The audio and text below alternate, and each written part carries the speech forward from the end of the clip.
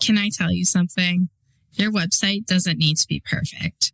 It just needs to clearly show your value and make it easy to book. That's exactly what my Show It templates are built for. You can shop them all now at themonarchdesign.co/shop today. What if the only reason content feels stressful is because you've been creating from pressure instead of purpose? Today, this episode is your permission slip to slow down, get intentional, and finally make content that fits your real life. Welcome to the Self-Made Life Podcast, the show for creative entrepreneurs who are building their dream business and life on their terms.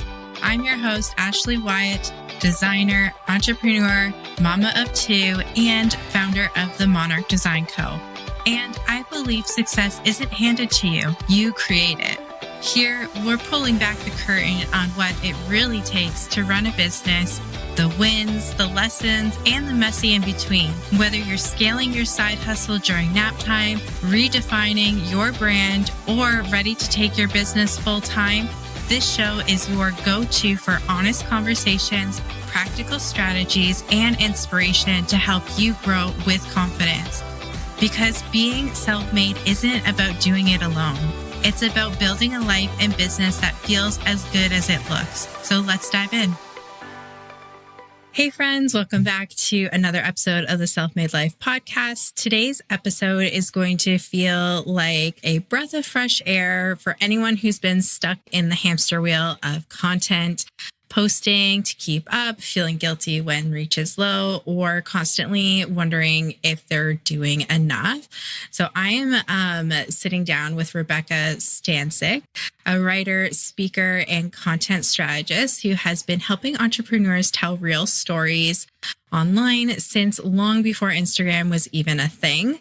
She's been blogging since 2009. She's a mom of older teens, and she brings such a grounded human approach to content that I think so many of our listeners really truly need right now, especially going into a busy holiday season.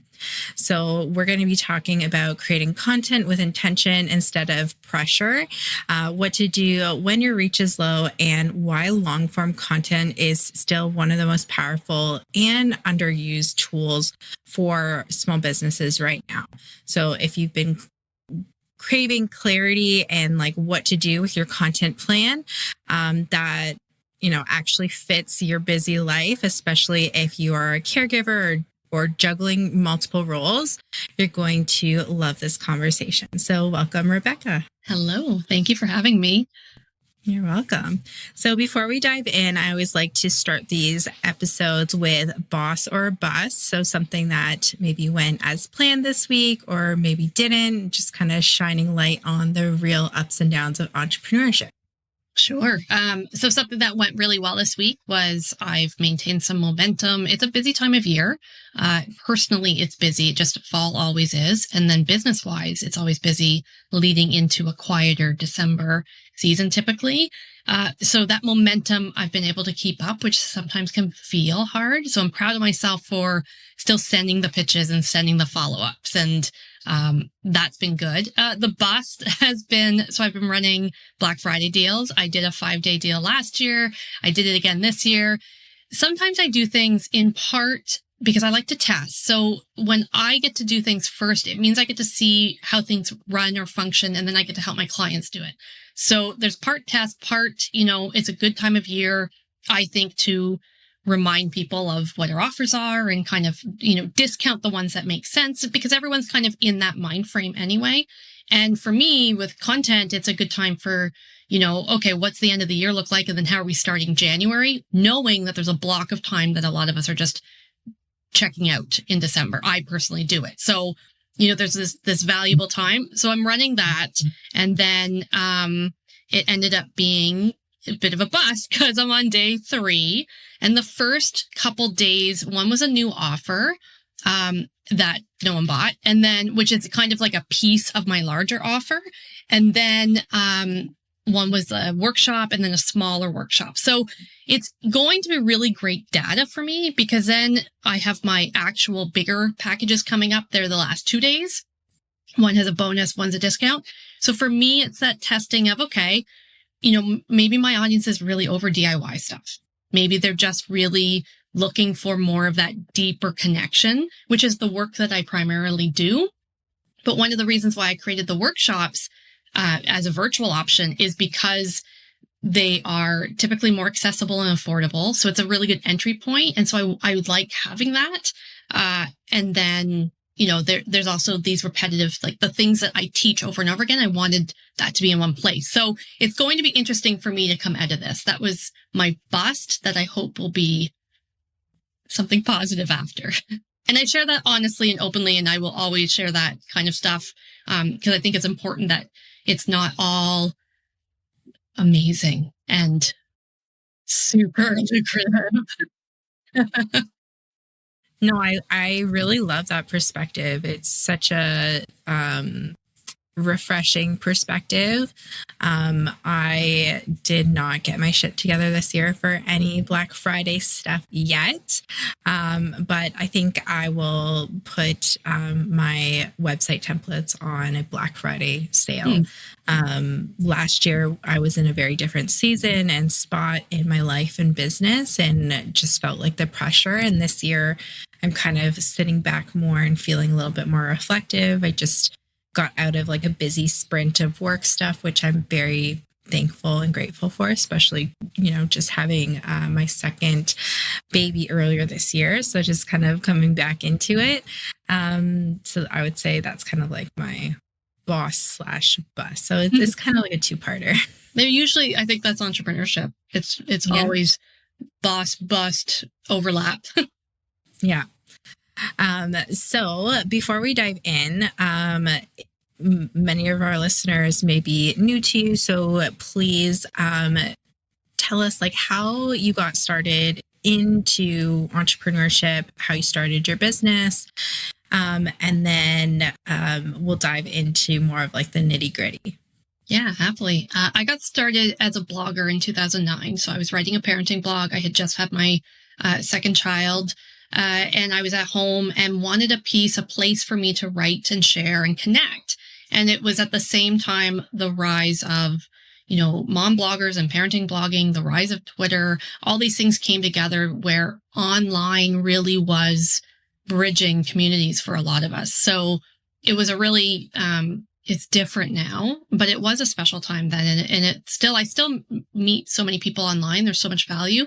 But certainly at that stage, I turned to that and had, I wanted to share, I wanted to connect. So it started as a blog, and then eventually it just lent itself into, I was on social, I was using it, I was blogging, I was doing all these things.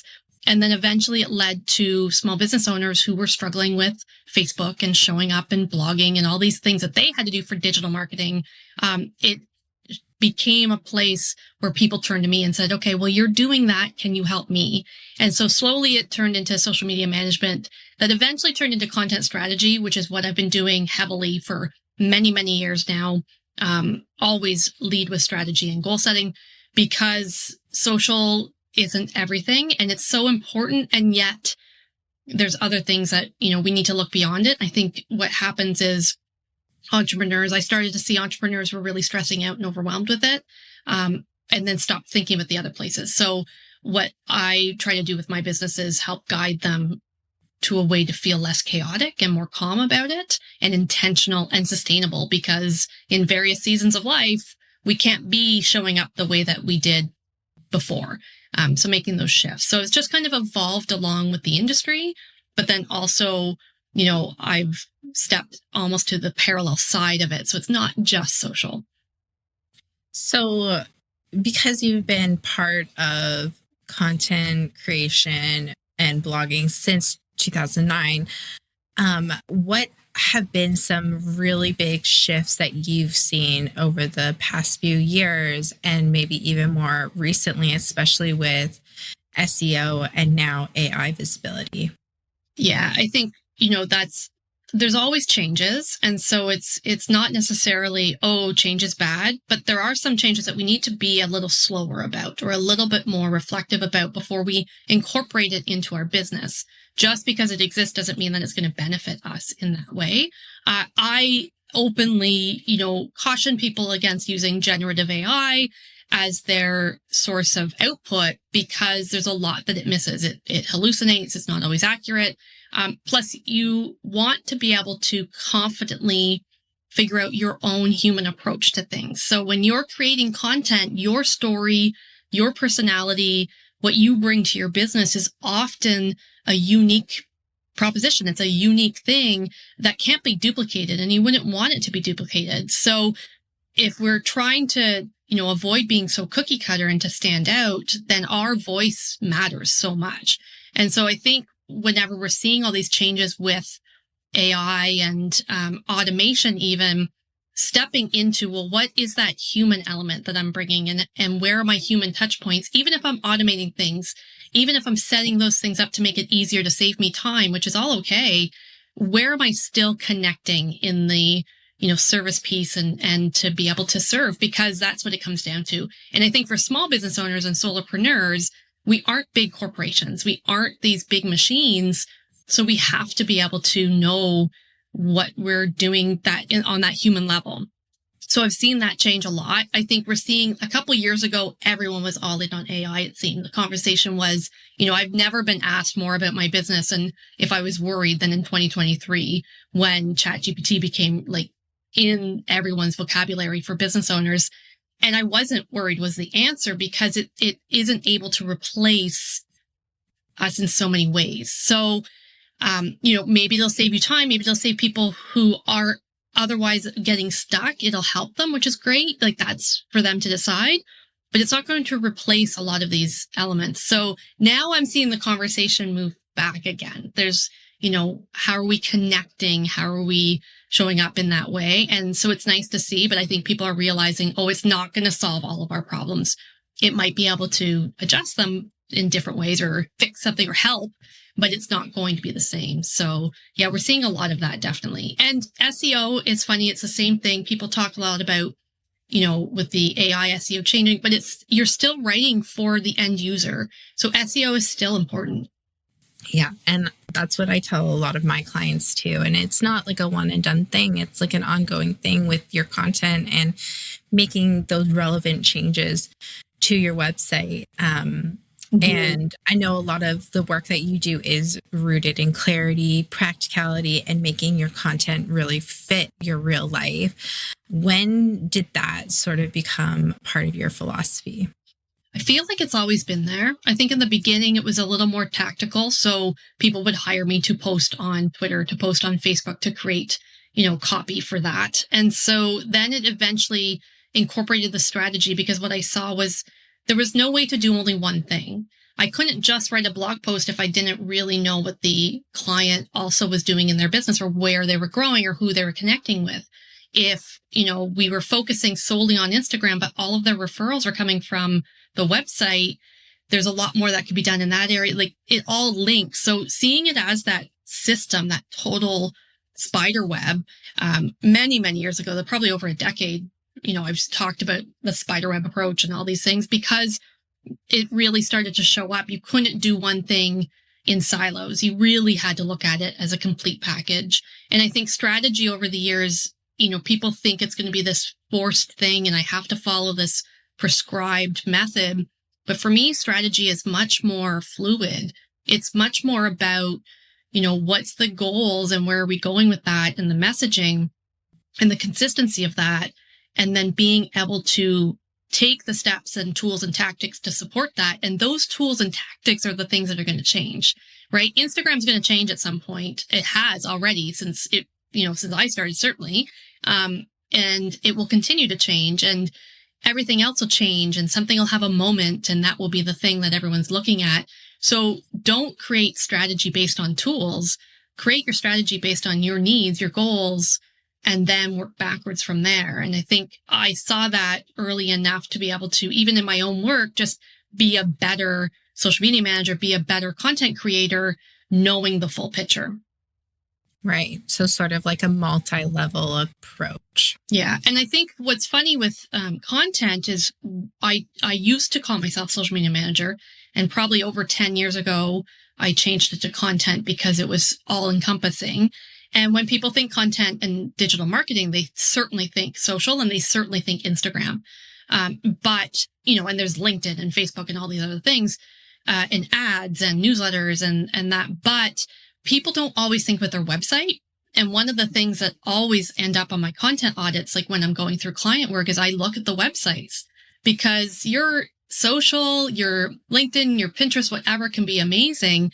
But if the landing page that you're driving people to is flawed, then it doesn't matter how great Instagram is if they can't convert, if that's your ultimate goal, is that conversion. So, I talk a lot about pages and the website as a whole and where the functionality is as tied to content, which you wouldn't expect, but it's so important, again, to look at the big picture. I 100% agree. Like, you don't want to lead someone to your front door and then they open it and it's like a disaster, right? Like, they're not going to want to come in. Yeah. And I think it confusion causes, you won't take action when there's confusion. So clarity helps, and that confidence to be able to, look at it and say, okay, this all makes sense. I think sometimes even a disconnect on how you're showing up with Instagram. If you're vibrant and, super out there and extroverted, and then they go to the website and it doesn't feel like that or sound like that, there's almost that disconnect too. And in the age a lot of people talk about this lack of trust and this, human connection because of AI. I think there's a lot to be said for putting that personality consistently across your content. Are you an entrepreneur trying to grow your business and your family at the same time? Trust me, I've been there. 2 maternity leaves in 2 years, a design studio to run, and a dream that just won't quit. That's why I created my one-on-one mentorship sessions. These 60-minute strategy calls are designed for business owners like you who are navigating growth, motherhood, and everything in between. Whether you just need clarity around your offers, help planning your maternity leave, support building your team, or just a space to talk through what's actually working, I've got you. These sessions are $250, and they're already making waves with creatives who just need a fresh set of eyes and someone who gets it. Head on over to themonarchdesign.co/mentorship to book yours, or just DM me mentor on Instagram at Monarch Design Co.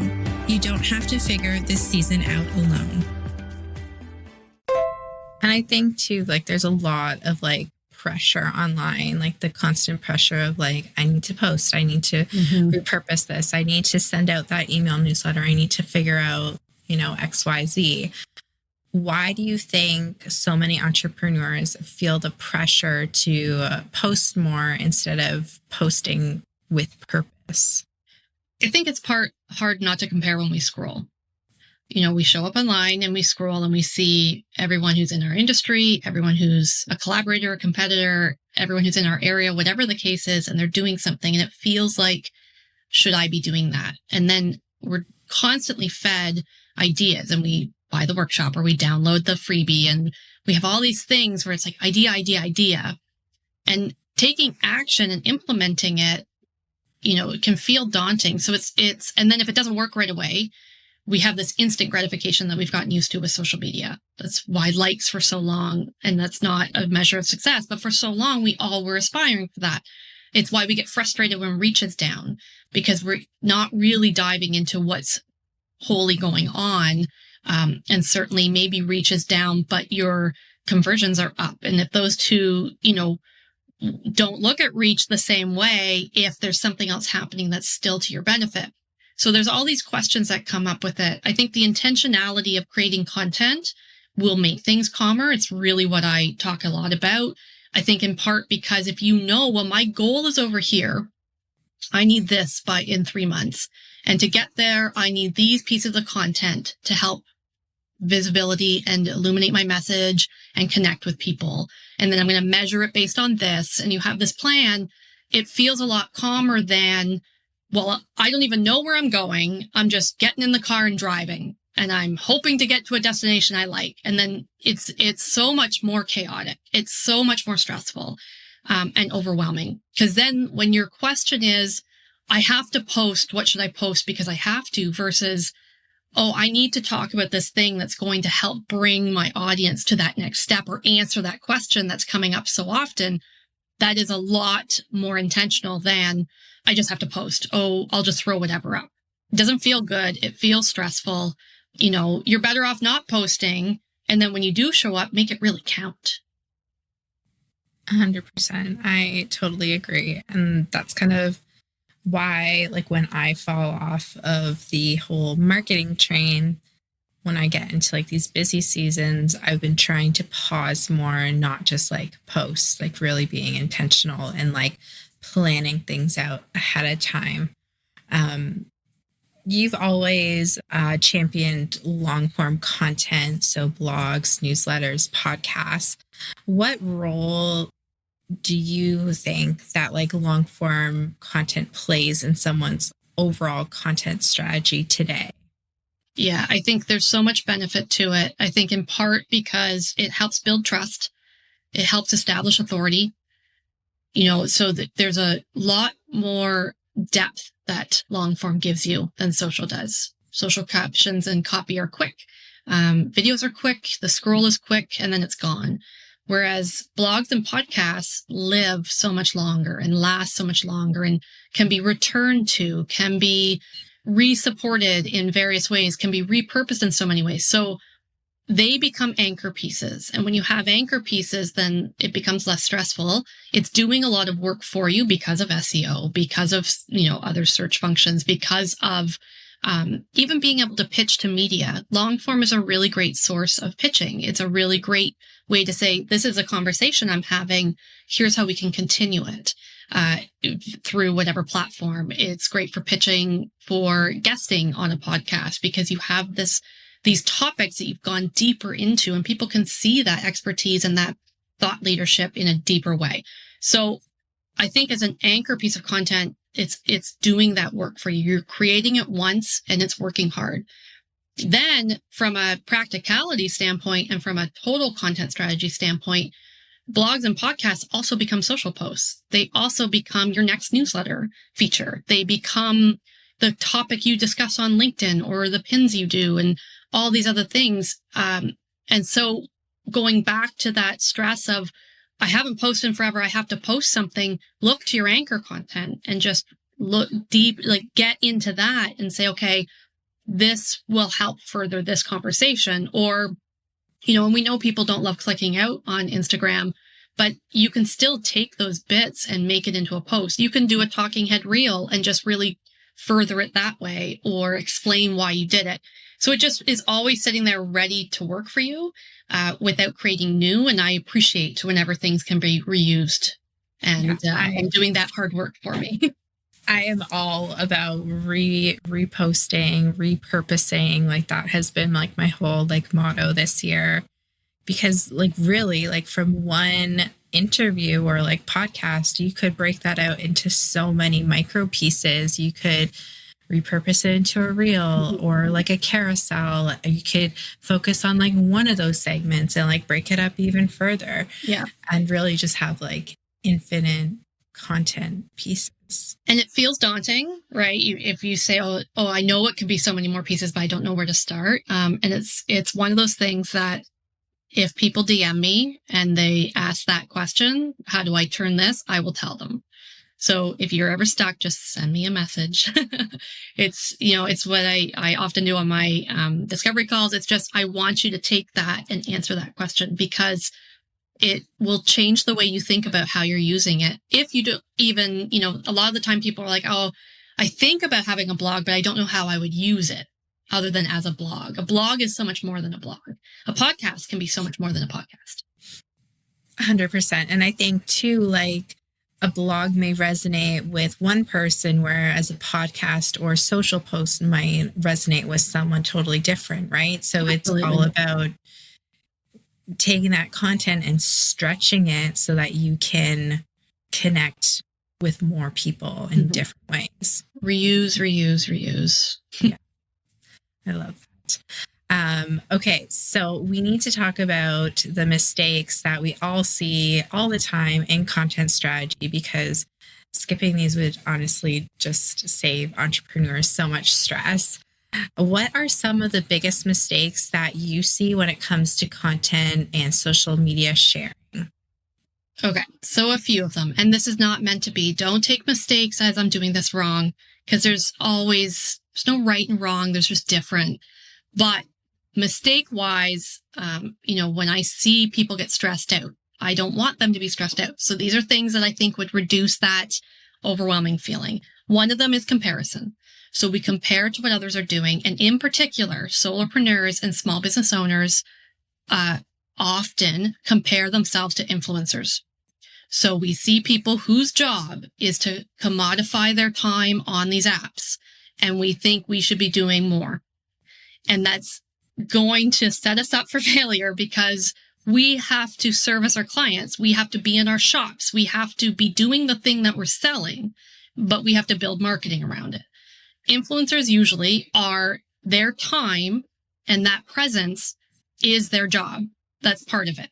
Their content creation behind the scenes and how they show up, and they spend hours doing it. And it's such a skill, like all these, videos, and they're so well created, but that is their job. So when we compare, it's really hard to be able to accurately see that. So instead, what we should be comparing ourselves to is our own month to month, our own growth, our own progress. So if we stick within that box of comparison when it comes to that, it will help us get out. We have inspiration and we have aspiration. We have things that we like. We see other people do and we're like, oh, maybe that would be cool for me to do. If you're creative, if that sparks something, lean on that. But if you feel you have to, it's going to be really hard to constantly be in that mode because it's impossible not to scroll Instagram and feel that way. So hopefully that helps the comparison side of things. I think another thing that we tend to do is we overthink it, which is just my default in life. But sometimes we just need to figure out what is our messaging? What do we want people to know? What do we need them to know in the next little while? And that's what we share.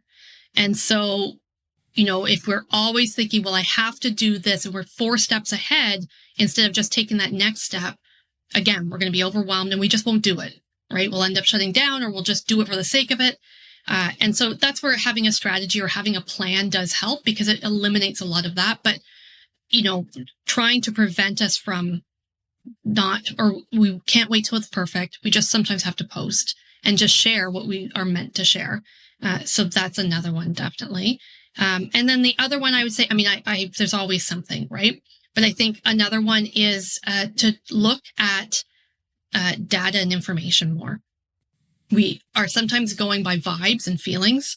It's not working, but we actually don't have data to back up what's not working. And then if we look, it's, that piece of it is working, but not when I do it this way or something. So just, kind of looking at where's traffic coming from to your website? What are the most popular pages? If you have a blog post, what are the types of blogs that are resonating? Lean on those for your future content instead of, again, guessing and overthinking and making it up.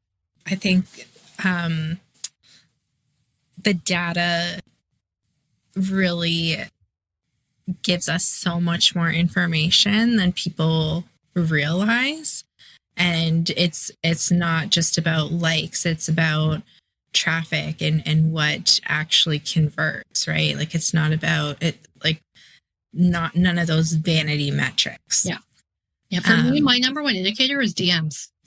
Yeah. I want to chat. And that's not even a sales thing. That's for me, Instagram's successful when I'm having true conversations. And sometimes they're silly conversations, and that's okay. But that for me is my measure of success on that app, because that's what I want. Yeah. Yeah. It's more of like that human connection, right? What would you say, like, business owners waste the most time and energy on? My suspicion is, we all do different things. We all waste a lot of time on a lot of different things. I think we create too much content. I think we aren't reusing or repurposing. We aren't getting as efficient as we can because we feel like new is the only way to do it sometimes. And yeah, sometimes we have to create new. We need fresh stuff. Even repurposing older stuff eventually doesn't work. So I'm not saying stop creating, but really think about, is there a way that I can reduce even 20% of the new stuff to save me time and lean into what I already have, which, again, that Anchor, blogs, podcast will help you do that. So I think that's definitely a big one, is that creation of new all the time. But I think also video really stresses people out. Yeah. Video takes a long time. And I feel, because for me anyway, and I feel like anyone who says like, here's how it's like, you could do video in 4 seconds. That is not me. It takes time. And so doesn't mean I don't do it. It means that when I do it, I have to be really intentional because I know I'm going to be investing editing time and everything else. So again, just reframing sometimes is what we need to do. Versus like sometimes we just, again, overthink it. So we waste time because we're spinning our wheels a bit. Yeah. And there's no need to reinvent the wheel all the time. Mm-hmm. Like you could look back at like your all time, like best performing posts, blog posts, Instagram posts, whatever, and repurpose that. And like, that's literally what I did when I was on quote unquote maternity leave. Because it's like, I don't have time to do that, but I know that this content was already created and works, and the same people are not going to remember what you posted like 2 years ago. No, and this comes up a lot, right? 2 things. 1, not everyone sees our stuff the first time anyway. And 2, even if they did, they probably need the reinforcement anyway. So it's okay to share. It's okay to remind them, right? That's part of it, I think, as well. Yeah. What has been a moment in your own journey where you have felt really overwhelmed by your own content, and what did you shift to kind of like get out of that?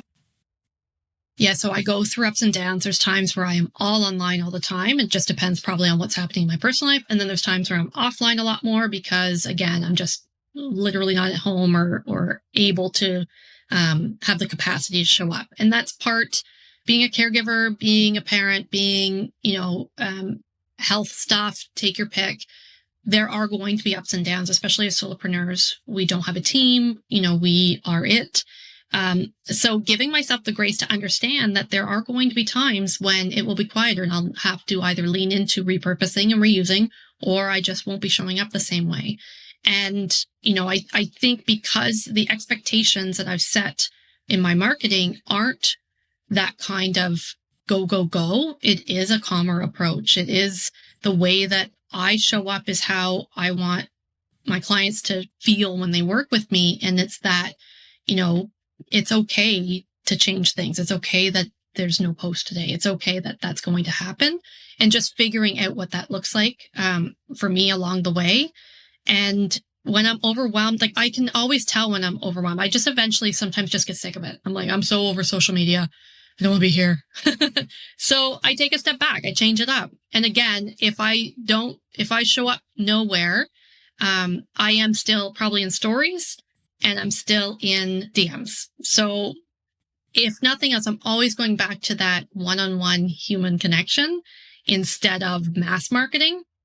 And that grounds me again. So when I get overwhelmed, I just remember those things. Yeah, it's so true, because at the end of the day, we're human and we want to connect with other humans, and those humans want to connect with us. What is one step that our listeners can take today and start using or implementing to create content that supports their business and life without all the overwhelm? I really recommend thinking about, what do I have planned? And planning is usually based on goals. So what are my goals? And look at snippets of time that make sense. I like to look at things in a 3-1-1 method: quarter, monthly, weekly. And so when I sit down at the desk, I can see what's coming in the week, what's coming in the month, and then what's coming in 3 months. That's, on the further horizon, but I may need to start to plant seeds for. And by just biting it into those snippets, it's a little bit easier, I think, to approach, and it doesn't feel as overwhelming. But work on the messaging and clarity first, because even if once you know your goals, like if your goal is, I want to sell 3 of these packages, I want to work more with X, whatever that goal is, if you're not clear on what your messaging is, making content's a lot harder, because you're going to make it either sound like someone else, or it's not going to be as authentic, or it's just going to be, it'll fall flat. So, just kind of exercising that muscle of showing up in those ways with that messaging and that clarity, knowing what your goals are. So if they listen and they leave here and they think, okay, I don't know what to do next, think about it from, what do I need people to know? What do I want my audience to know in the next week, in the next month, in the next 3 months? And those are your next 3 pieces of content. I love that. And I love the analogy of planting the seeds and like planning in advance. So often, like before this year, I would just think like, oh, I just have to post and then, it'll be magical. But that's not the case. You really have to warm people up. And especially in this whole trust recession that we are going through, like it's not as easy as it was online. So we really have to like build that authority and trust. So if you take anything from today's episode, be it figure out what your goals are, take a step back, and then break it up into those three pieces and go from there. So yeah, anyways, thank you so much, Rebecca. This has been really incredible. I would love to plug where, our listeners can find you, connect with you, work with you online. Absolutely. Thank you for having me. It's been great. If people are resonating with this, they can reach out at RebeccaStanisic.com, and I encourage them to book a free 20-minute call. I will help them figure out what that next piece of content is. We can talk about that. You'd be surprised how quickly I can get there in 20 minutes, and I'm happy to do that. And of course, always happy to chat at Bit of Mom Sense on Instagram. Yeah, I am definitely going to book that connection call because, as someone who also does like marketing, like I feel as business owners, we get too close to things, right? Yeah. And it's always nice to have that like expert outsider perspective and fresh outlook on things. Yeah, we work together. Humans work with humans, and we're just trying to make it work. Yeah, amazing. Thanks so much, Rebecca. Thank you. Thanks so much for hanging out with me today on the Self-Made Life podcast. If you loved this episode, share it with a friend, leave a review, or hit follow so that you never miss an episode. Want to work together or grab some free resources? You can always find me over at www.themonarchdesign.co/podcast. Until next time, keep dreaming, keep building, and go create your self-made life. This podcast is produced, mixed, and edited by Cardinal Studio. For more information about how to start your own podcast, please visit www.cardinalstudio.co or email Mike at mike@cardinalstudio.co. You can also find the details in the show notes.